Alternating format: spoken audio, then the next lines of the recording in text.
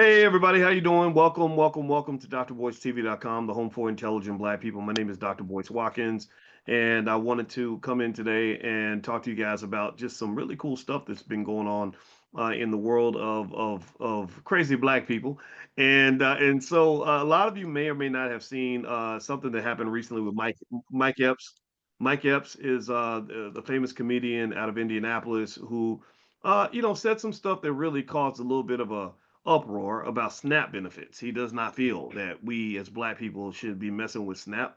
He said y'all need to get off of the SNAP, and he actually used the N word when he said it, and it led to kind of a firestorm, a lot of backlash. Where people basically felt like he was being kind of an uppity Negro, rich man who's out of touch, stuff like that.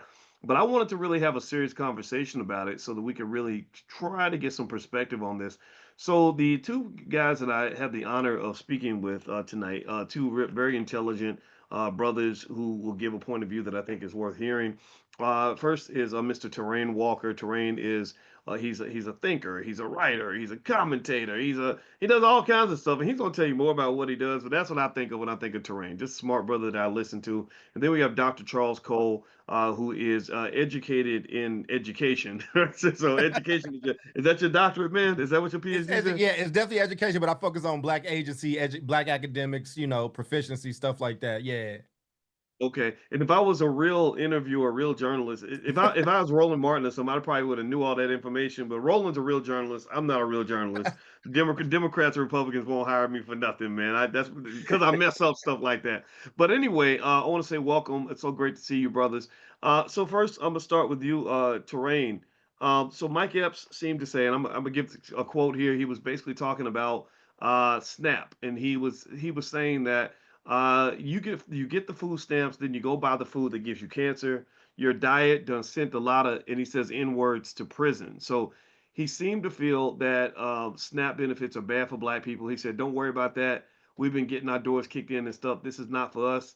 He said, "What else?" He said he called it a trickle down effect of dysfunction. So, Terrain, give me your initial thoughts on what Mike said. Was it out of touch, or was he touching on something we need to talk about? No, I don't think what he said was out of touch at all. I think what the issue is not so much about the benefits of SNAP or like the funds that go into SNAP to feed people.